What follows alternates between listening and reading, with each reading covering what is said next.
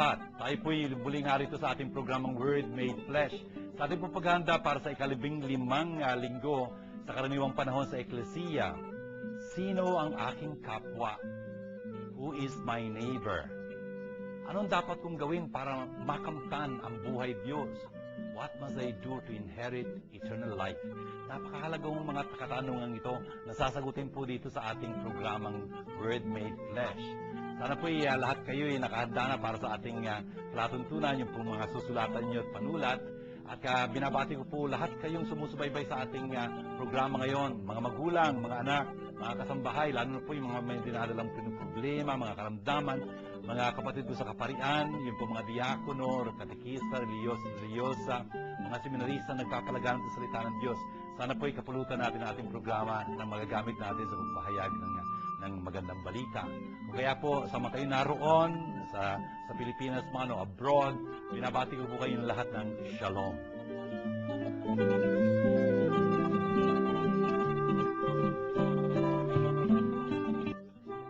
Ang Word Made Flesh ay masayang nakikibahagi at malugod na sumusuporta sa Pondo ng Pinoy.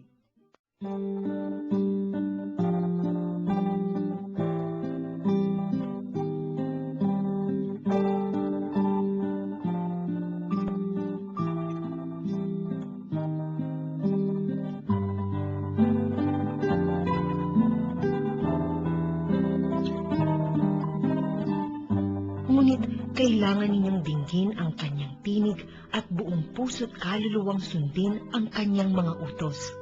Ang kautusang ibinibigay ko ngayon sa inyo ay madaling sundin at unawain.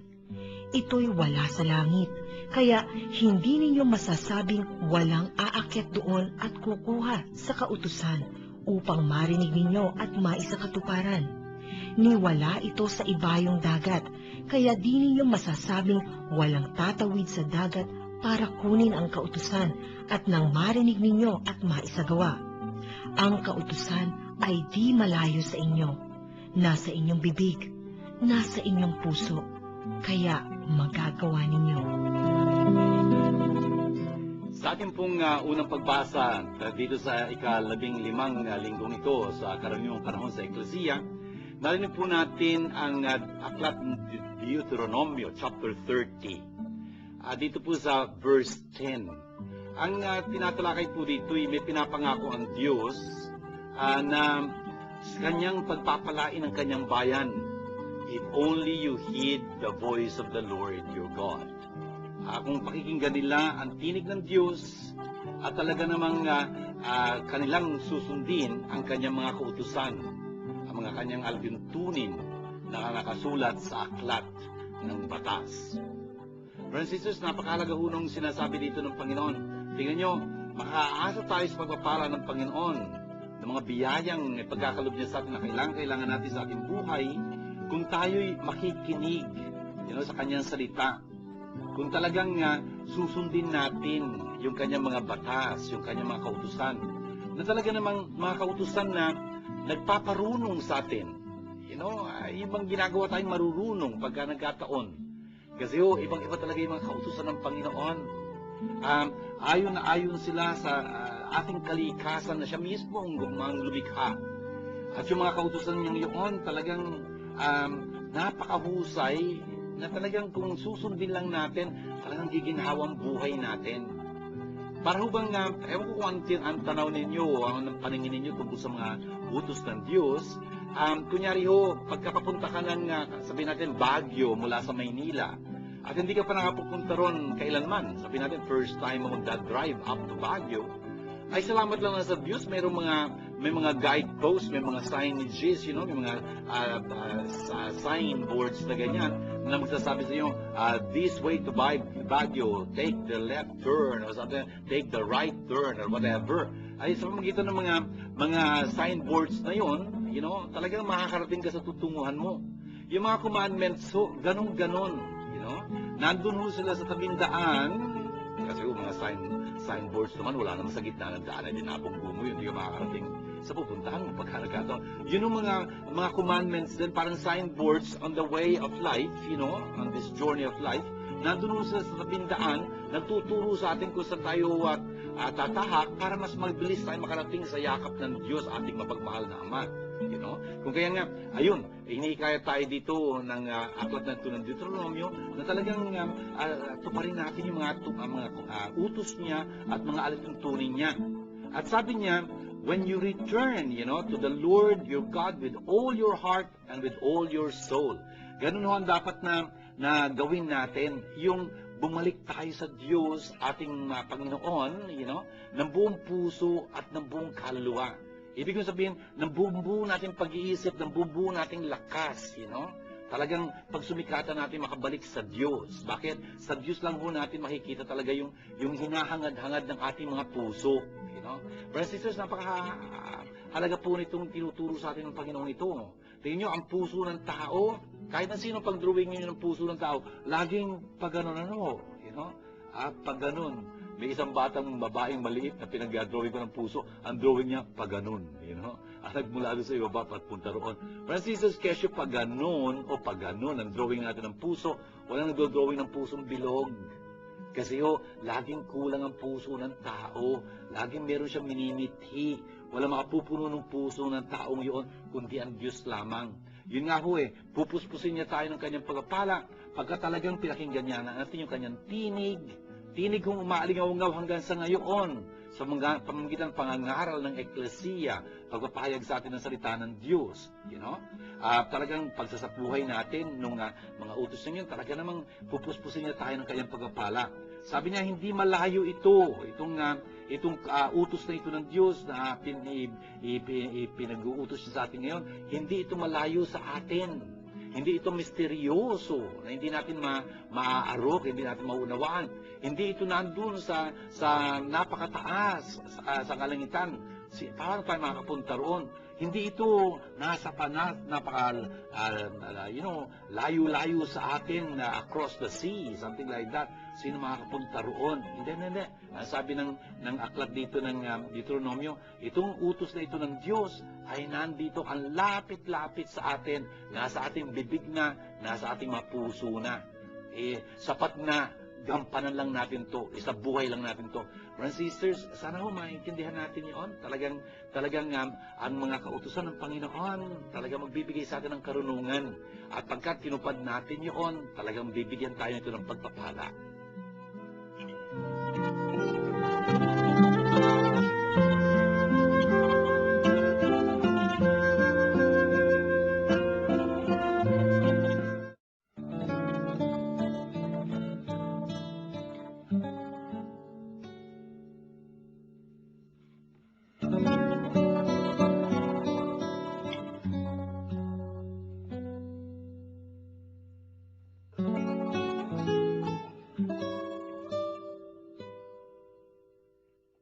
Si Kristo ang larawan ng Diyos na di nakikita at siyang may kapangyarihan sa lahat ng nilikha.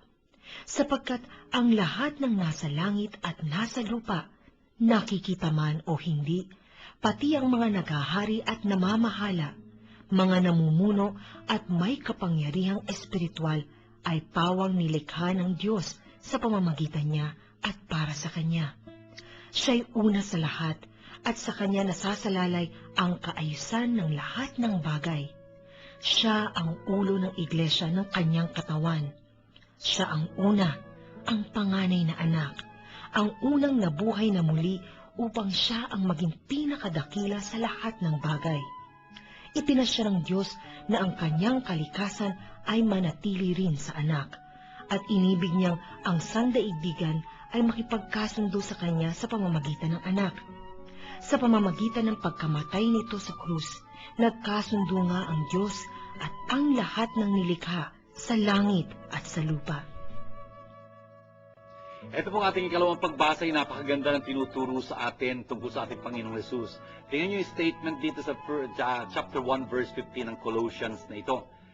Jesus is the image of the invisible God, the firstborn of all creation. Napakahalagang bagay noon. Si Jesus ang imahen, ibig sabihin talagang larawan ng di nakikitang Diyos.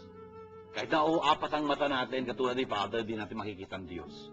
Makikita lang natin ang Diyos sa pamamagitan ni Jesus. ang anak ng Diyos na naging laman, the Word made flesh.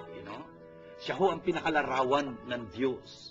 Kung gusto nating maintindihan kung sino ang Diyos, kung ano ang Diyos, kung gaano kabuti siya, kung gaano mapagpala siya, kung gaano mapagpatawad siya, kung gaano talagang mapagkalinga siya, sapat na ho tignan natin si Jesus.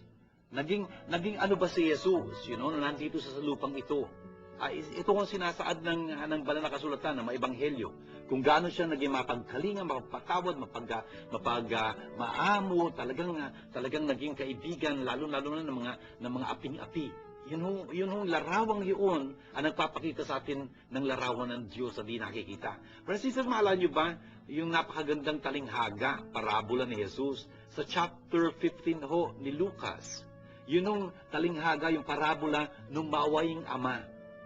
Bakit nga ba binigkas ni Jesus yung talinghagang yun, di ba? Yung maawing amang yun, may dalawang anak, yung anak na bunso, nagwala, etc. Ganyan.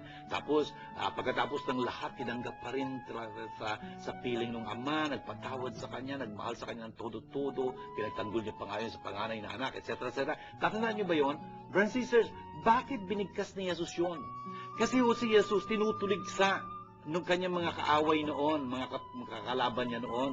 Yung mga Pariseo lalo na. Bakit? Naging malapit na malapit sa mga makasalanan. For example, talagang pinapaunlakan niya yung mga paanyaya nila na makisalo sa kanya, etc. Ganyan. Brothers and sisters, yun yung larawang yun ni Jesus na mabagkalingan ganon. Tinutulig sa nila. Kaya naman binigay niya yung talinghagang yun nung maawaying ama. Bakit? Kasi sinasabi ni Jesus sa madalit sabi na kung paanong nakikitungo ang ama, ganon din yung pakikitungo ni Jesus sa mga makasalanan. Kung nakikita niyo ganitong pakikitungo sa mga makasalanan, yun ay dahil ganon ang pakikitungo ng Diyos sa mga makasalanan. Jesus really is the image and the invisible God. Kung gusto natin makilala ang Diyos, tingnan natin si Jesus. Hindi lang yun. Si Jesus ay nariyan na bago pa nilikha ang lahat ng mga bagay. Kasi lahat ng mga bagay nilikha sa Kanya. He is before all things. All things, were created through Him. Yun din ang sinasaad ni San Juan sa kanyang umpisang-umpisa ng kanyang ebanghelyo. In the beginning was the Word, and the Word was in dynamic relations with God, and the Word was God. All things came to be through Him, and without Him, nothing ever came to be. Yung sinasabi dito ni San Pablo. For in Him were created all things in heaven and earth, visible and invisible, And, He is before all things, and all things hold together through Him.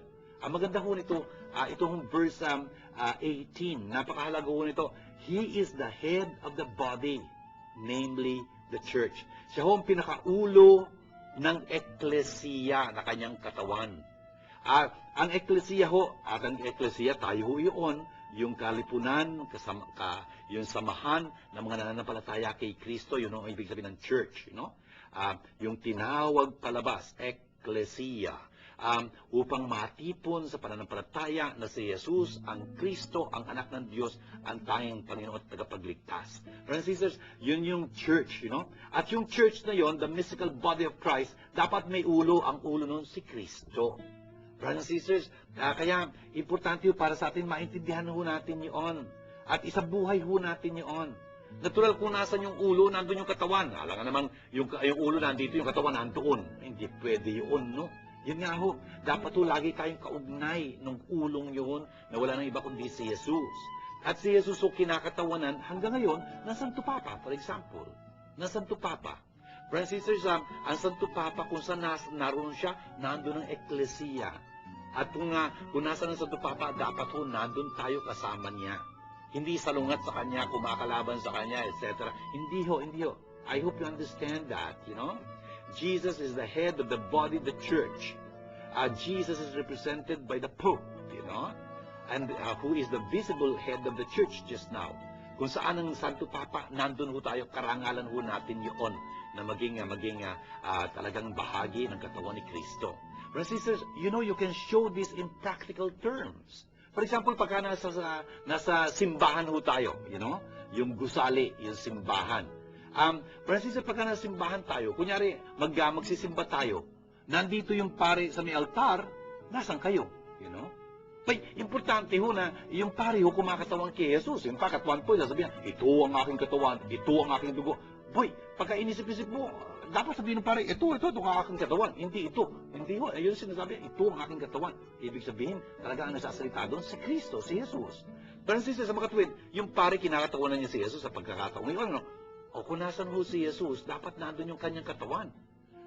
Ang ibig ko sabihin, kunyari, nandito yung pare, nagmimisa, alangan naman yung mga magsisimba, nandun sa dulo. Ano yun? May katawan bang ganun? Nandito ulo, yung kamay, nandun yung paa. Dapat doon kung talagang buhay na katawan yan, magkakasama yan. Yun nga ho, let's understand what the church is, and let's put it into practice. Hindi yung alam natin, tapos di naman natin sinasabi. Parang sinasabi, wala kang pakialam dyan sa mga yan. Teka, dapat may pakialamanan ho tayo. Miyembro ho tayo ng iisang katawan lang. Hindi ba? Yun ho nga. You know? And of course, si Jesus ho, pinagkasundo niya tayo. He reconciled us to the Father and to each one. Kaya ho yung krus ni Kristo, may vertical dimension, di ba? May horizontal dimension. Yung pinagkakasundo ni Jesus tayo sa Diyos, ating mapagmahal naman, pinagkakasundo niya tayo sa isa't isa. Siya ho yung ating kapayapaan sa magitan nga ng kanyang krus, na ating laging pinagdarangal. Sana ho, talagang pinagmamalaki lagi natin yung krus ni Kristo yon. Nabanggit ko na ng isang beses, yung pangungrus na yun na ginagawa natin, lagi ho dapat maging maluwalhati. Yun hong krus na yon ang nagbigay sa atin ng kapayapaan. Nagpakasundo tayo sa Diyos at sa isa't isa. Pinupuri ho natin ang Panginoon.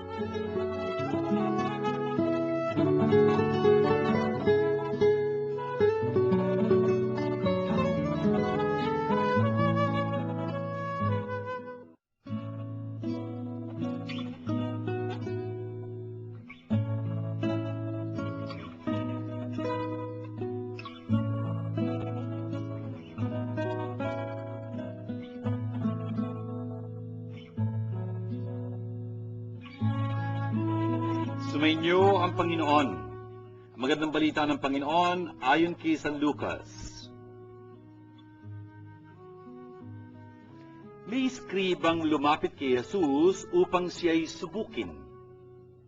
Guro, aniya, ano po ang dapat kong gawin upang magkamit ng buhay Diyos? Sumagot si Jesus, ano ang nakasulat sa kautusan? Anong nababasa mo roon? Tumugon siya, ibigin mo ang Panginoon mong Diyos ng buong mong puso, ng buong mong kaluluwa, ng buong mong lakas, at ng buong mong pag-iisip. At ibigin mo ang iyong kapwa gaya ng iyong sarili. Tama ang sagot mo, wika ni Jesus.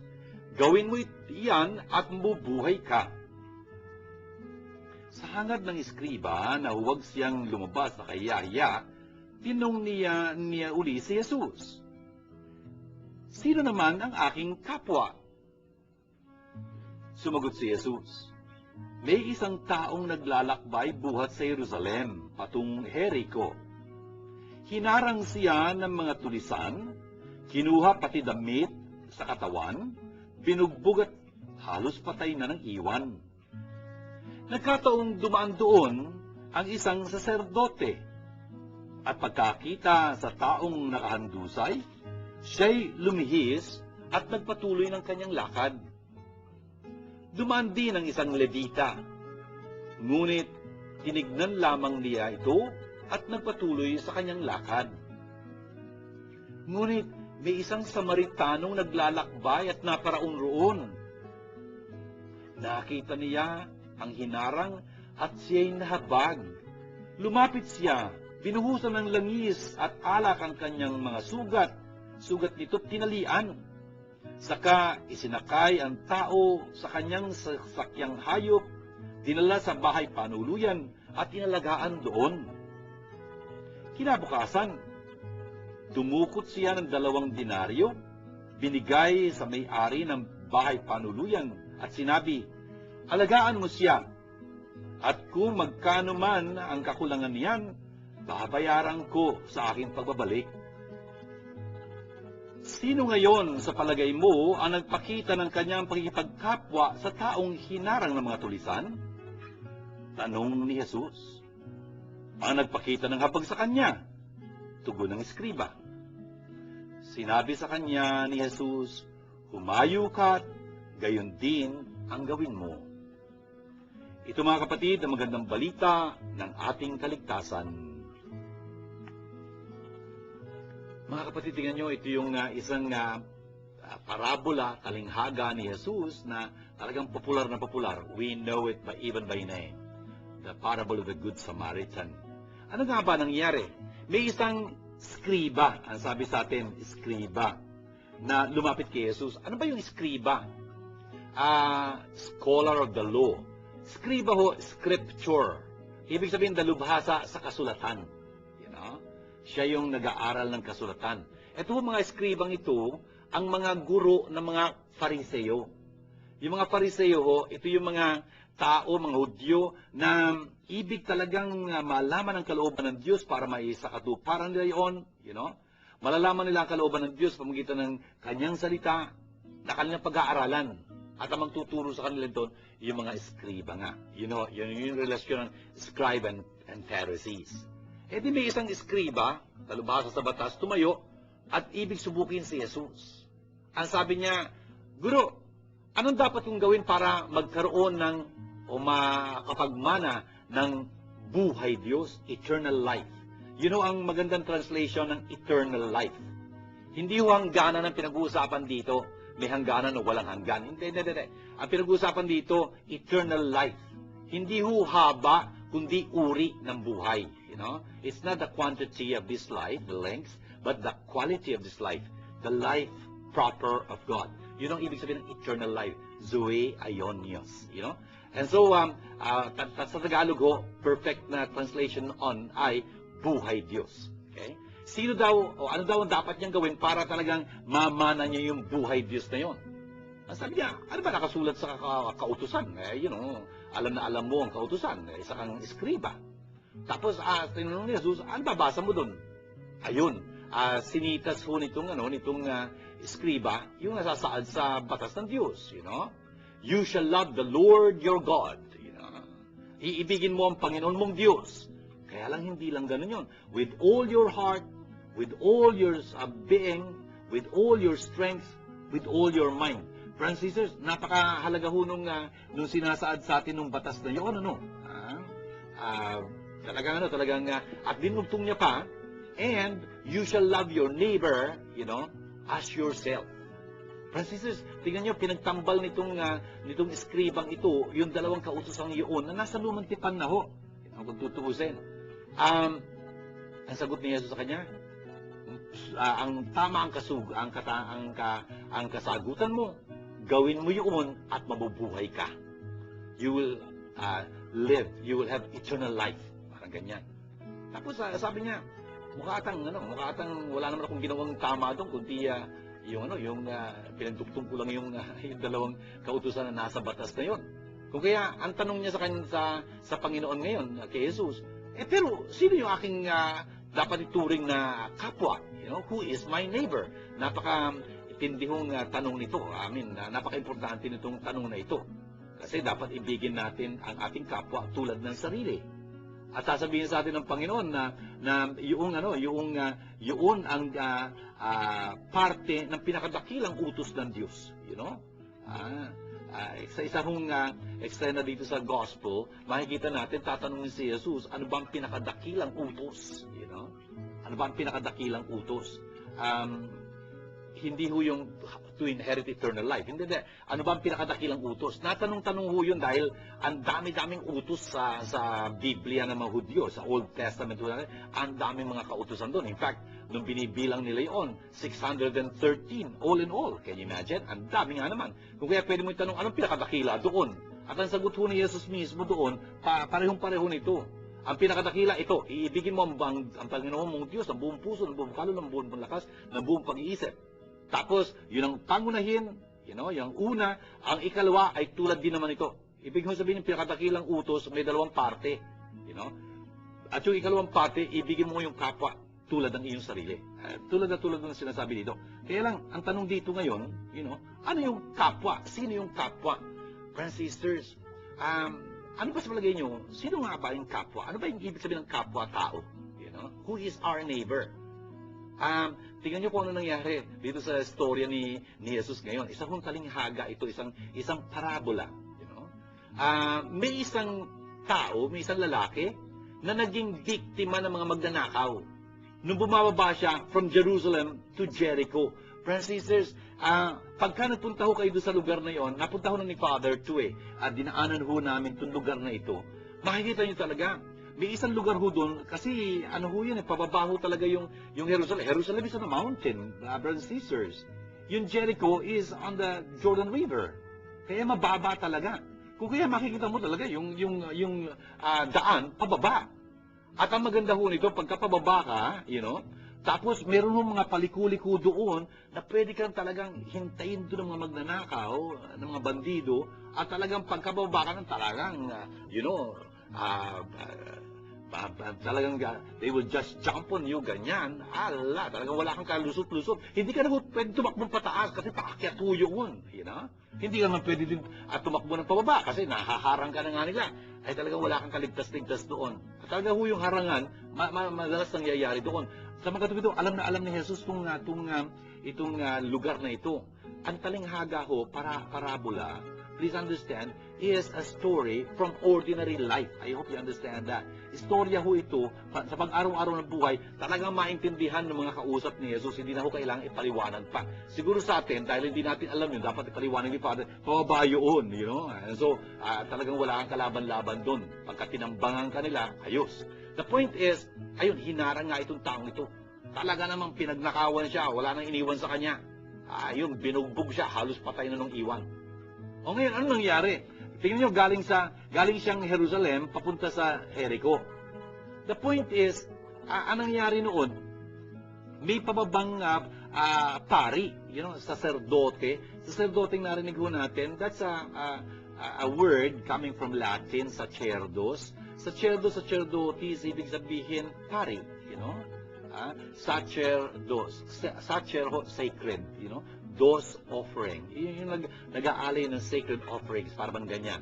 Ano yun? Siguro katatapos niya lang ng kanyang pagservisyo sa templo sa Jerusalem. Isa lang ang templo na nasa Jerusalem. At pauwi na rin siya sa Jericho. Nung napadaan siya doon, nakita niya yung nakahandusay doon. You know? Hindi niya ho ginalaw. Hindi niya man lang nilapitan. Nakita nila at, pass by. Bakit? Kasi, kung sakaling patay na yung taong yun, pagka ho hinipo mo siya o nahawakan mo isang bangkay, nagiging marumi ka sa harapan ng batas. Hindi ka pwede maglingkod sa templo uli, you know? You will go through a purification process. Medyo very elaborate. Sa mga katuwid, hindi ka pwede maglingkod sa templo. Siguro nakatoka pa siya maglingkod sa templo, you know, kung kaya nga ayaw niya makialam dun. Ayun, all in all said, he just passed by. Ganun din naman, may pababang Levita. Sino ba Levita? Levita ho, ibig sabihin, kabilang siya sa tribo ni Levi. You know? The tribe of Levi. Yung tribo ni Levi yun, ang kinonsagra ng Diyos na maging mga tagapaglingkod sa templo. Siguro mga pari din ito, o kaya parang sa Kristan. Basta they belong to the tribe of Levi. The point is, ito ring sa Kristan nato, sabihin natin ganyan, pababa rin siya mula sa templo, tapos nakita niya yung nakahandusay doon. Ayun, dumaan lang siya, iniwasan. Bakit? Pareho nung lason nung pare, hindi siya makapaglilingkod sa templo pagka nagkataon, you know? O ngayon, may dumaan na isang Samaritano. Nung nakita niya yung hinarang na yun, naku, nagdalang habag siya. You know? Ano ginawa niya? Lumapit siya, tapos meron siyang dalang langis at alak. Ayun, binuhusan niya yung kanyang mga sugat. Langis at alak ho, in this regard, becomes parang antiseptic, you know? Parang alcohol na, hindi ba yung alak na alcohol, no? Pang disinfect ho, you know, ang kanyang mga sugat kasi biro mo, mamabagayan pagka nagkataon. Tapos hindi lang yun. Pagdadalang habag niya, isinakay niya dun sa kanyang sasakyang hayop, yung tao, imbis na siya ang sasakay, yun ang taong pinasakay niya doon. At yun, dinala niya dun sa isang bahay panuluyan. Alam niyo, malapit na malapit dito, meron hong bahay na panuluyan, tinuturo sila. Na yan yung inn, parang ganyan, dyan sa lugar na yan. And so, doon, inalagaan niya pa rin yung tao. Kinabukasan, naglabas siya ng 2 silver coins, yun yung denarius, Denarius, so yun ang pambayad sa upa para sa isang araw na pagtatrabaho, 1 daily wage ho yun. Naglabas siya ng perang ganyan at binigay niya doon sa enkargado doon nung bahay panuluyan. At ang sabi niya, alagaan mo siya. Kung meron pang lalabis na nagastos ka sa pangangalaga sa kanya, pagbalik ko dito, kasi malamang itong taon to, pabalik-balik siya sa Jerusalem at Jericho kung tutuusin. And so, pagbalik ko, babayaran kita. Brothers and sisters, tingnan nyo kung ano itong istoryang ito. Karaniwan ho, ang mga Samaritano is the butt of jokes, ng mga Hebreo. Laging silang behado, laging silang pinagtatawanan. Dito sa puntong ito, sa storya ni Jesus, medyo baliktad, Ang ginawa ni Jesus na bida dito, yung Samaritano. Yung Levita, tsaka yung pari na una sa kanya, puro Hudyo ito. Yung hinarang doon, Hudyo. The point is, yung Samaritano nagdalang halabag dito, hindi ba? Ngayon, ang tanong ni Jesus sa kanila, sino nga ba ang naging kapwa dun sa taong hinarang? Ano sagot ninyo kung kayo yung tinanong noon? Ay, simple siguro. Sasabihin nyo, yung Samaritano. Simple. Yung Samaritano. Yun ang sagot. Kasi may pangalan naman siya. Samaritano. O pwede mo sabihin kung yung pare, O kaya yung Levita. Something like that. Total, yun naman ang pangalan nila. Di ba? O tingnan nyo kung ang sagot dito sa verse 37. The one who treated him with mercy. Brothers and sisters, kasi hindi nila makuha bigkasin yung salitang Samaritano kasi kaaway nila mga Samaritanos, Brothers and sisters, I hope you understand that. Napaliwanag ko na ho dito sa isang ebanghelyo yun, di ba? Yung mga Samaritano, the Samaritans, who were they? Nako, for the longest time ho, mga kaaway sila ng mga Hudyo. Hindi sila, nag-uusap, hindi sila nakikisalamuha sa isa't isa. Wala silang pakialamanan talaga. Kung kaya, hindi nila mabigkas-bigkas yung pangalan Samaritano kasi yun naman ang tamang sagot, di ba? Samaritano. Sinabi nila, yung nagpakita sa kanya ng awa, Sa madaling sabi, dapat Samaritano. Tingnan nyo, brothers and sisters, naintindihan nila yung istorya. That's the power of the parable, Talagang sangkot na sangkot ka doon sa istorya, kaya kahit na hindi mo masabi-sabi, sasagot ka, Tingnan nyo yung sagot, dapat Samaritano lang, hindi na masabi. Kaya nagka-conflict pa sila sa kanilang mga sarili, Nagpalusot pa sila, the one who treated him with mercy. Haba-haba, Samaritano lang, sapat na Pero hindi na matanggap yun Pero brothers and sisters, ito ho yung power ng parable. Talagang naiintindihan mo kung ano nangyayari. Talagang drama na ang ganda-ganda ng pag-istorya ni Jesus. Brothers and sisters, anong ibig sabihin nito? Anong ibig sabihin nito? Tingnan nyo, unang-una sa lahat, dapat natin balikan yung tanong nung tao. Paano daw ano daw dapat niyang gawin para mapakinabangan niya, mamana niya yung buhay Diyos? Ang maganda ho nito, tanong natin sa sarili natin, ano ba yung buhay Diyos na yun? Kailan ba makakamtan yun? Brothers and sisters, tanongin natin si Jesus. Meron ho siyang napakagandang description ng eternal life. And you see this in John chapter 17 verse 3. Sa huling hapunan ho, bago magtapos yung huling hapunan, dinescribe ni Jesus, anong buhay Diyos? Ito ang buhay Diyos, sabi niya, and this is eternal life. Na makilala kanila. Sino yung kausap dito ni Jesus? Ang Ama. At makilala kanila, Ama, bilang iisa tunay na Diyos. At makilala nila ang iyong sinugo, si Jesu Cristo. Brothers and sisters, that's what eternal life is. Eternal life is to know the Father as the one true God, the only true God. And Jesus Christ, whom He sent. Brothers and sisters, yun ang buhay Diyos. Eternal life is that knowing. Ano nga ba ang ibig sabihin ng knowing? It's very important to understand those words. Kasi si Jesus Hudyo, anong ibig niya sabihin sa pagsasalita ng ganoon? Always read the text in context. Yung konteksto dito, isang Hudyo nagsasalita sa mga Hudyo. Hindi Pilipino, hindi Kano, or something like that. Kaya, ano ba ibig sabihin ng to know sa kanila? To know, in the Bible for a Jew, is not just the mere product of an intellectual process. Porkit nag-research ka, gumawa ka ng paper, tapos nagbasa ka ng napakaraming libro, alam mo na. Ayun nasa tuktok lang yun. Para sa isang Hudyo, hindi pa yun ang kaalaman. Rather, knowledge is the fruit of an experience, a personal contact. It's a fruit of a relationship. Yun ang ibig sabihin ng knowledge. Alam mo, pagka may relasyon kayo, Pagka talaga may kontakto kayo, may ugnayan kayo. Pagka naging ganap po itong knowledge na ito, what is it? Love. Exactly. That is what eternal life is. To love the Father as the one true God and Jesus Christ whom you sent. Notice, brothers and sisters, you can have a lot of knowledge about God, and siguro kapag doctorate ka pa nga sa Biblia, sabihin natin ganyan, pero kung hindi mo mahal ang Diyos, walang buhay Diyos doon. You know? It's very sad. Tapos tandaan natin, anong dapat mong gawin para makamtan mo yung buhay Diyos na yon? Na pwede mag-umpisa pala, hindi sa kabila, kundi dito sa buhay na ito. Not only in the hereafter, but the here and now. Because it is knowing the Father, it's loving the Father, which should begin now. Kung hindi natin makakilala ng Diyos dito ngayon, hindi natin siya makikilala sa kinabukasan. You know? Anyway, the point is, anong dapat na gawin, you know, para talagang makamtan itong buhay Diyos, mapakita natin yung pagmamahal natin sa Diyos niyo, ibigin natin siya. Ibigin natin siya ng buong buo, you know? Walang nakaliban doon sa pag-ibig sa Kanya. Buong pag-iisip, buong kaluluwa, buong balakas, buong espiritu, brothers and sisters. Ganon yung pag-ibig sa Diyos. Hindi lang yun, pag-ibig sa ating kapwa, tulad ng pag-ibig natin sa ating sarili. Yung gusto mong gawin sa'yo, yun ang dapat mong gawin sa kapwa mo. Ganon ho yun. Brothers and sisters, isang bagay na tinuturo sa atin itong talinghagang ito, hindi tayo pwedeng pumili ng kapwa natin. Hindi. You know? Hindi. Ang kapwa natin ay yung nangangailangan ng ating tulong. You know? Yung kapwa natin sa makatuwid, ang siyang nag-i-impose ng kanyang sarili sa atin. Hindi tayo pwedeng pumili kung sinong tatratuhin nating kapwa. Basta nangangailangan sa tao, sino man siya, dapat kapwa natin siya. Ang sabi ni Jesus, etong gawin mo at mabubuhay ka. Brothers and sisters, yun ang sinasabi sa atin ni Jesus dito. Kung naintindihan natin ang kanyang tinuturo sa atin, gusto mo magkamit ng buhay Diyos. Talagang mahalin mo ng Diyos ang buong buo, you know, ang buong buo mong sarili, at mahalin mo yung kapwa tulad ng iyong sarili. Tatuhin mo ang lahat ng tulad ng gusto mong tatuhin ka. You know? At ito magbibigay sa iyo ng buhay Diyos. Napakahalaga po ito.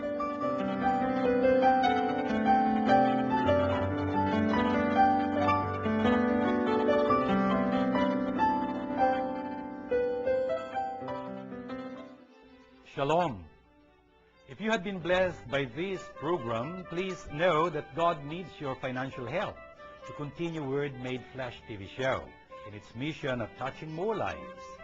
For your donations, please contact the following numbers. Father Jun Lingard, SDB at 823-9263 or 823-9220 or 0917-833-0863. Or Miss Nitz Castro at 527-3952 or 0917-629-1851. Or make your deposits to Word Made Flesh Foundation Incorporated, PPI account number Philippine Pesos 0011165362 or our dollar account 0014151206. I'd like to thank you on behalf of Word Made Flesh Foundation. Shalom.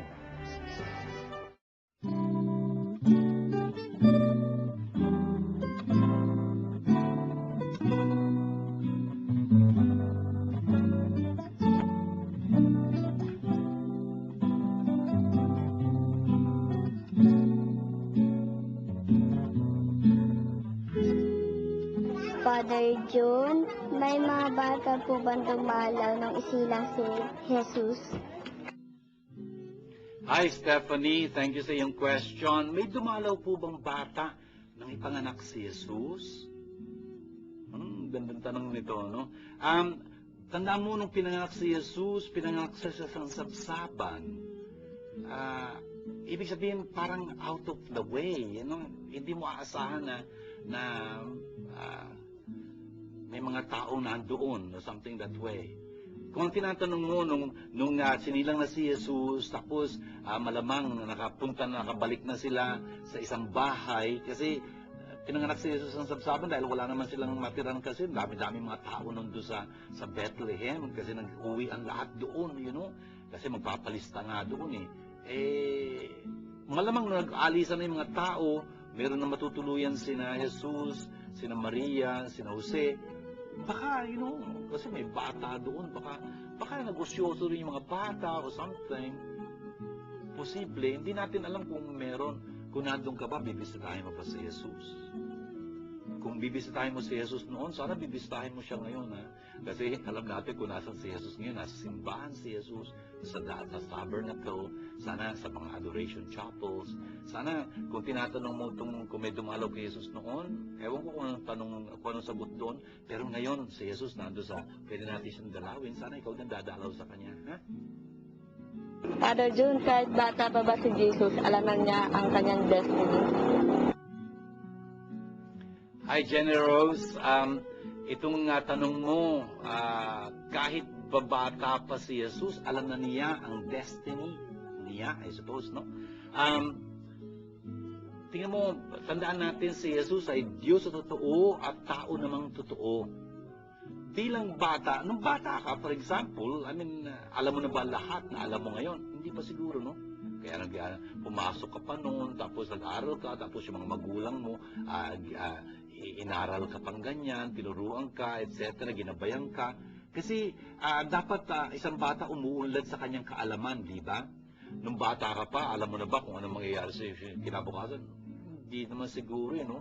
Baka meron kang gusto, plano, something like that, pero hindi mo alam eksakto kung ano mangyayari sa iyo. No? Yun nga, si Jesus bilang bata, tao, dapat lumaki rin siya at umunlad sa kanyang kaalaman, mas makilala niya pa kung sino siya sa harapan ng Diyos. Totoo yun. Hindi tayo dapat nahihirapan doon kasi si Jesus taong-tao. Kaya of course, Diyos din siya. In other words, dapat lang maging maingat na pagsasalita tungkol kay Jesus na huwag nating sasabihin ng anumang bagay na talagang makaka-insulto sa kanyang pagiging Diyos. O makaka-insulto sa kanyang pagiging tao. Dapat maging maingat kaya hindi madaling pag-usapan si Jesus. No? Pero isang bagay talaga na dapat natin sabihin, bilang tao, dapat siyang umunlad at lumago sa kanyang kaalaman.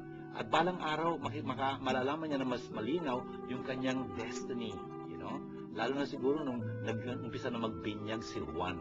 Maintindihan niya doon na eto siguro yung tinatadhana sa akin ng Diyos na talagang pamunuan ko itong bayan ng Diyos na nagbabalik loob sa Kanya. Something that way. Father June, kanino po nangumpisal ang mga pare? Hi, Ruby. Thank you dito sa tanong mo. Kanino po nangumpisal ang mga pari? Ako may pinagkukumpisalan ako, alam ko kung sino pinagkukumpisalan ko, pwede mo itanong doon sa mga paring kakilala mo kung sino pinagkukumpisalan. Of course, nagkukumpisal ka doon sa pwede magpatawad sa iyo. Sino pwede magpatawad ng kasalanan? Yung pari. Ito, pari din yung pinagkukumpisalan, Ganun yun eh. Wala namang sekreto doon na you can, in fact, may mga father confessors, alam mo kung sino yun. For example, na magpapari ako, meron akong naging confessor noon, siguro yung ibang nanonood dyan, baka kilala nila, si Father Pierangelo Quaranta, doon sa Salesiano din siya. He was a very good priest, naging unang kura paroko doon sa lugar kung saan nandyan si Father ngayon, sa the National Shrine of Mary Help of Christians, sa Bikutan, Parañaque. Siya yung unang kura paroko doon. Pero we have been friends for a long time. Siya yung confessor ko, yun, yung mga pare, nagkukumpisal sa mga pare.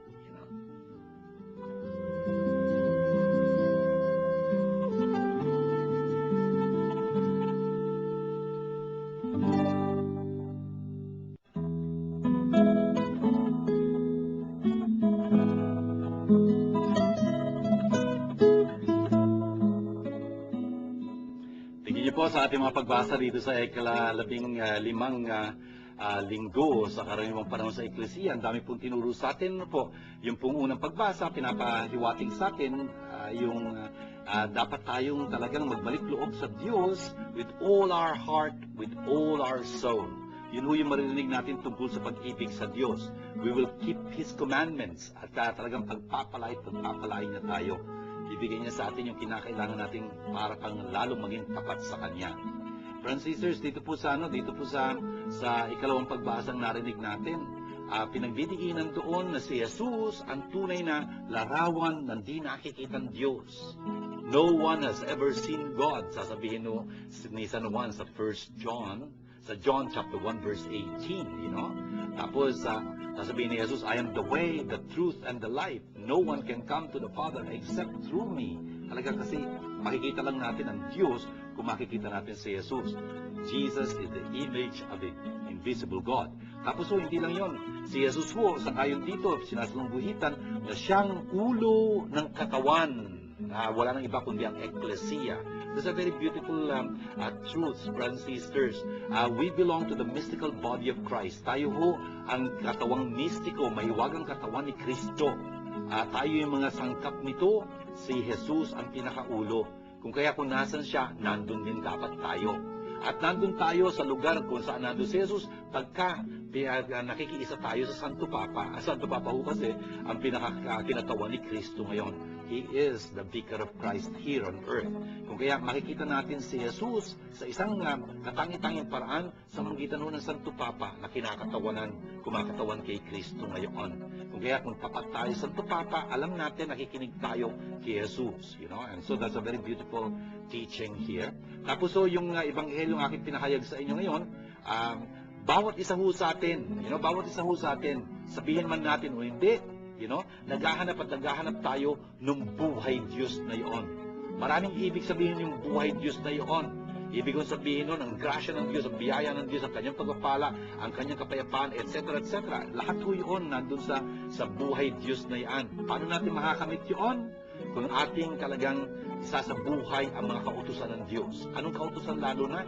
Yung pag-ibig sa Diyos ng buong buo nating sarili, buong puso, buong kaluluwa, buong lakas, buong pag-iisip, at ang pag-ibig sa ating kapwa tulad ng ating sarili. Yung ating kapwa, tandaan natin, hindi tayo pipili noon.